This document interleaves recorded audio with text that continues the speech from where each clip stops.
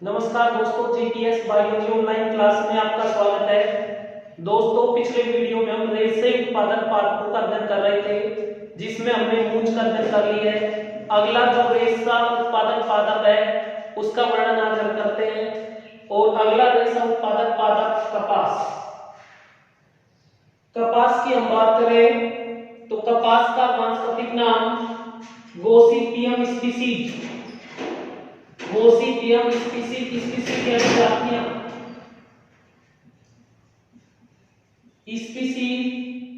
Species यानी जातियां। कई बार इसके वानस्पतिक नाम को गोसिपियम जातियां भी लिख दिया जाता है।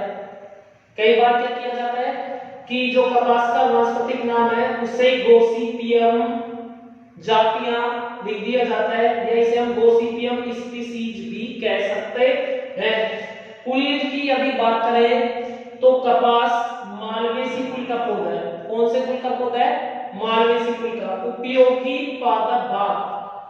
कपास के ऐसे कौन कौन से भाग हैं पादप के जिनका उपयोग मुख्य तौर पर किया जाता है? तो सबसे पहले हम रेशे उत्पादक पादप पढ़ रहे हैं। तो एक तो रेशों का उपयोग किया जाता है, दूसरा बीज का उपयोग किया जाता है।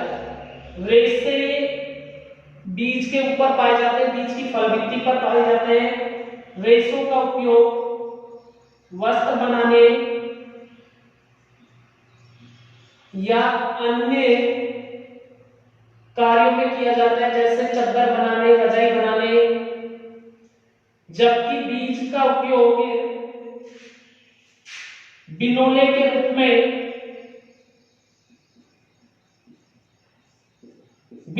रूप में पशु आहार के लिए किया जाता है।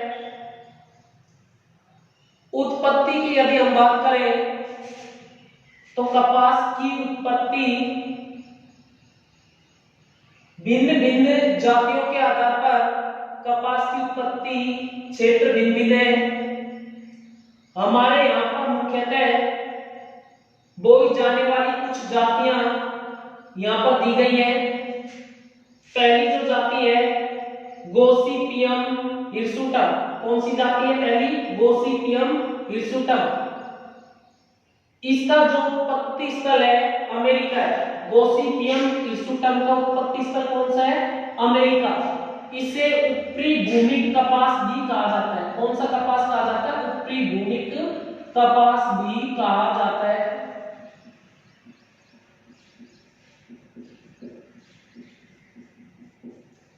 इसके बाद कपास की दूसरी जाति की बात करें, गोसिपियम हर्बेसियम। कौन सी जाति है दूसरी?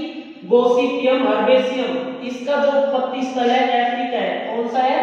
अफ्रीका। इस कपास को उपम कपास, कौन सा कपास? उपम कपास भी कहा जाता है। दूसरी जो जाति है गोसिपियम हर्बेसियम, उत्पत्ति स्थल अफ्रीका, इसे उपम कपास भी कहते हैं। तीसरी इसकी जो जाति है गोसिपियम आर्बेरियम। कौन सी है? गोसिपियम आर्बेरियम। इसका उत्पत्ति स्थल इंडोचीन है। इसका उत्पत्ति स्थल कौन सा है? इंडोचीन। इसे देसी कपास भी कहा जाता है। क्या कहा जाता है? देसी कपास। भारत में उत्पादित ढाका की मलमल विश्व प्रसिद्ध है। प्राचीन काल से ही, लंबे समय पहले से ही भारत में जो ढाका की मलमल थी, भारत में उत्पादित थी, वो विश्व प्रसिद्ध थी। भारत में उत्पादित है कौन? ढाका की मलमल, जो विश्व में प्रसिद्ध थी। इसके बाद हम पादप के गुणों की बात करते हैं कि कपास का जो पादप है किन गुणों वाला होता है। एक वर्षीय पादप होता है, यानी एक वर्ष में अपना जीवन चक्र पूरा कर लेता है। एक वर्ष में कैसे करता है? यदि हम इसकी बुआई की बात करें तो इसकी बुआई अप्रैल से लेकर जून जुलाई के महीने तक की जाती है। अप्रैल से लेकर जून जुलाई के महीने तक की जाती है इसकी बुआई। और इसके जो कपास की चुनाई है नवंबर दिसंबर तक की जाती है। नवंबर दिसंबर तक की जाती है। तो एक वर्षीय पौधा है। इसका तना ऊर्ध्व यानी सीधा खड़ा हुआ होता है। तना काष्ठीय भूरा होता है। काष्ठीय यानी तने से लकड़ी प्राप्त होती है, इसको हम जलाने के काम में ले सकते हैं। इसका तना काष्ठीय भूरा होता है। कपास की जो पत्तियां होती है अस्ताकार होती है। कपास की पत्तियां कैसी होती है? अस्ताकार यानी हाथ के आकार की जैसी, हाथ के आकार की जैसी। यानी जो कपास की पत्ती है वो हाथ के आकार की जैसी होती है, पालीबद्ध होती है यानी कई भागों में बटी हुई होती है। पुष्प बड़े होते हैं। यदि हम इसके पुष्प की बात करें, कपास के पुष्प बड़े होते हैं, सैलग्रंथ होते हैं यानी जो पुष्प ग्रंथ है वो लगा हुआ होता है। पुष्प में सैल पत्र होते हैं। पुष्प के साथ साथ छोटी छोटी पत्तियां लगी हुई होती हैं। पुंकेसर असंख्य होते हैं यानी जो नरजनांग है वो संख्या में असंख्य होते हैं। पुंकेसर कैसे होते हैं? असंख्य होते हैं। ये किसकी विशेषता थी? पादप के पुष्प की। किसके पादप के पुष्प की? कपास के पादप के पुष्प की। फल की यदि बात करें तो कपास के जो फल होते हैं परिपक्व फल को डोडी कहा जाता है। क्या कहा जाता है? डोडी यानी बोल। कपास के फल को डोडी कहा जाता है यानी इसमें बोल, यानी बोल के जैसे आकार की होती है डोडी, यानी फल कैसा होता है? बोल के जैसे आकार का। बीज की यदि बात करें तो बीज अंडाकार, भूरा, व्यापारिक रेशा। बीज जो होता है अंडाकार और भूरा होता है। बीज के ऊपर रेशे पाए जाते हैं। क्या पाए जाते हैं?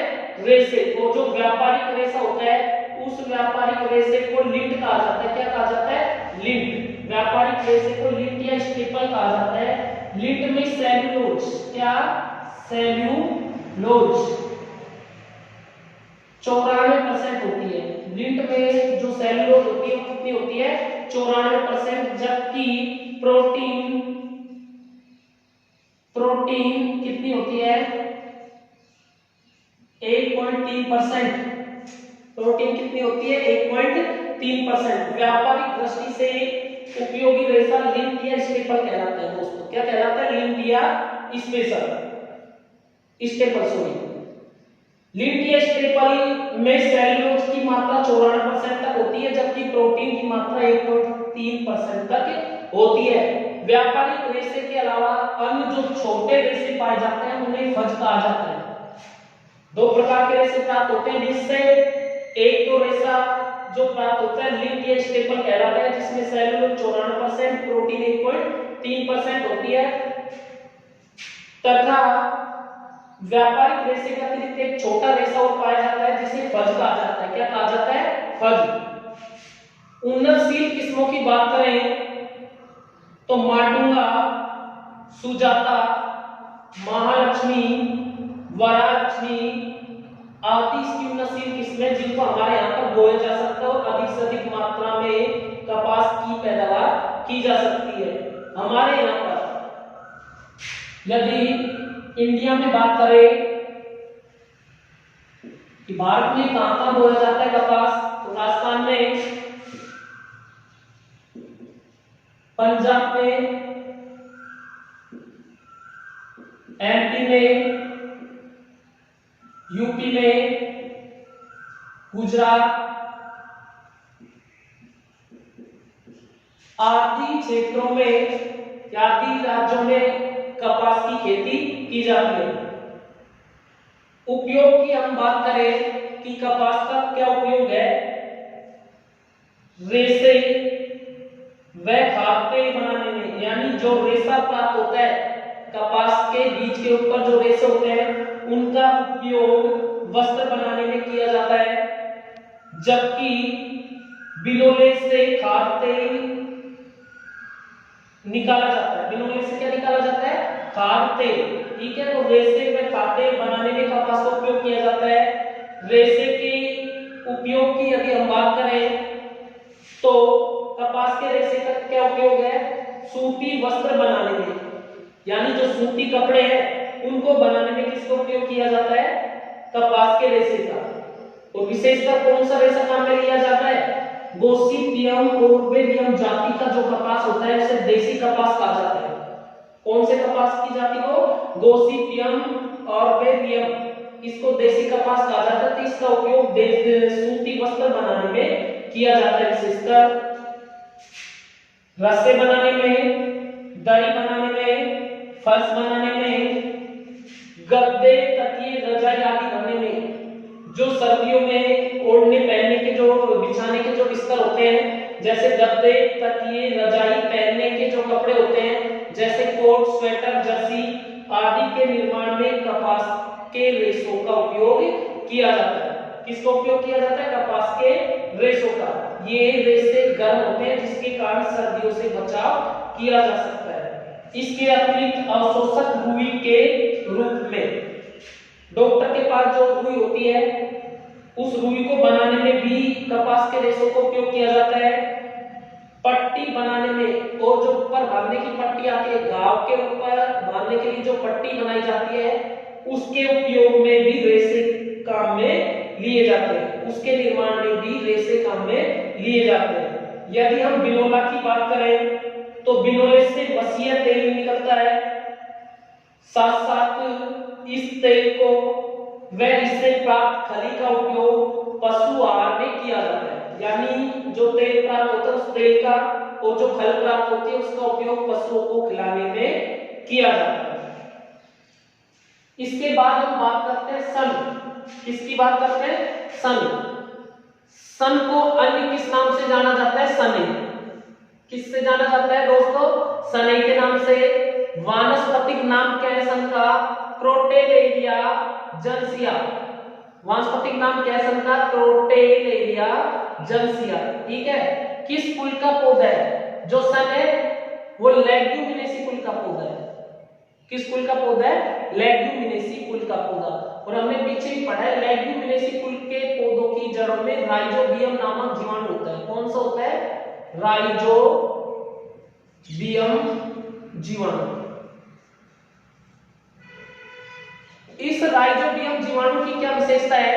यह राइजोबियम जीवाणु लेग्यूमिनेसी कुल के जो पौधे होते हैं उनकी जड़ों में पाया जाता है और वहां यह रहकर वायुमंडल में उपस्थित नाइट्रोजन को नाइट्रेट में चेंज करता है, जिसके कारण सन को हरी खाद के रूप में उपयोग में लिया जाता है।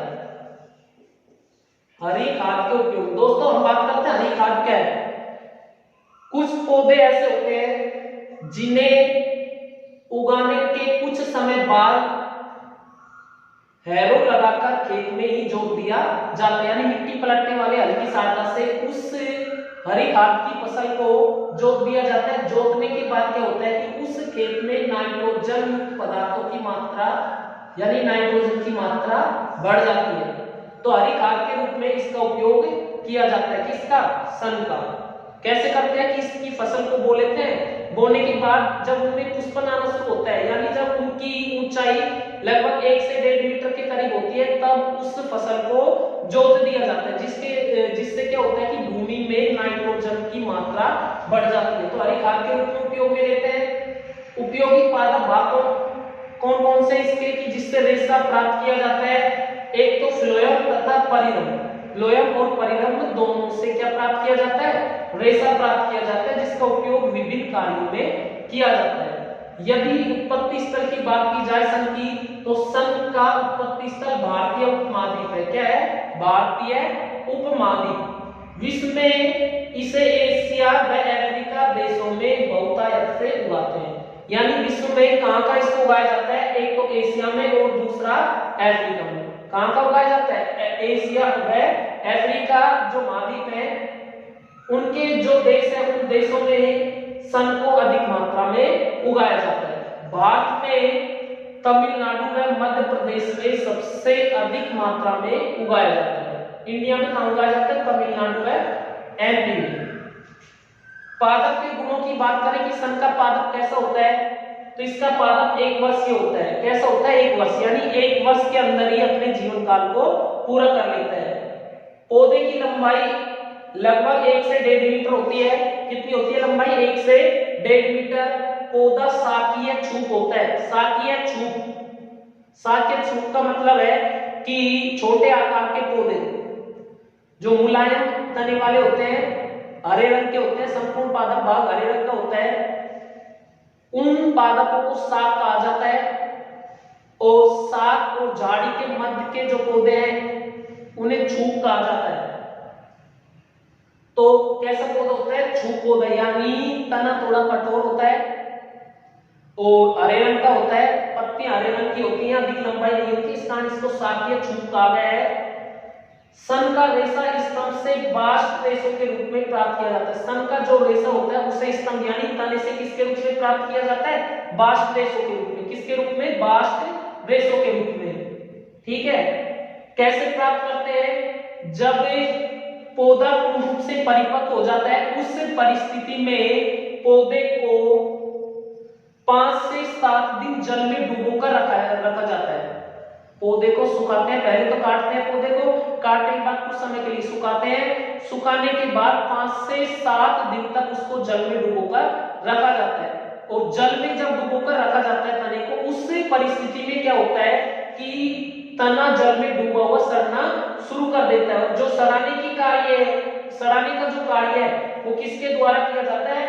क्लोस्ट्रीडियम ब्यूटेरियम नामक जीवाणु द्वारा। किसके द्वारा? क्लोस्ट्रीडियम ब्यूटेरिकम नामक जीवाणु द्वारा। ठीक है, इसके द्वारा इसको क्या किया जाता है? सड़ाने का कार्य किया जाता है। तो पके हुए पौधों को 5 से 7 दिन तक जल में डुबोकर रखा जाता है, जिससे क्या होता है कि स्तंभ सड़ जाता है और स्तंभ को सड़ने के बाद उसको पानी से बाहर निकाल लिया जाता है। निकालने के बाद स्तंभ को छीलकर क्या प्राप्त किया जाता है? रेशा। सड़ाने का कार्य क्लोस्ट्रीडियम ब्यूटेरिकम नामक जीवाणु द्वारा होता है। उपयोग की यदि हम बात करें तो सन का क्या उपयोग है? सर्वप्रथम रस्सी बनाने में इसका उपयोग किया जाता है, बोरी बनाने में इसका उपयोग किया जाता है, मछली पकड़ने का जाल बनाने में। क्या बनाने में? मछली पकड़ने का जाल बनाने में। और सिगरेट का कागज बनाने, जो पीने की सिगरेट होती है उसका कागज भी सन के जो रेशे होते हैं उसके द्वारा बनाया जाता है। और सन के जो बीज होते हैं, बीज का गोंद, बीज से क्या निकाला जाता है? गोंद। और उस गोंद का उपयोग छपाई उद्योग में किया जाता है। गोंद का उपयोग किसमें किया जाता है? छपाई उद्योग में। तो दोस्तों आज के वीडियो में सिर्फ इतना ही, बाकी हम अगले वीडियो में पढ़ते हैं।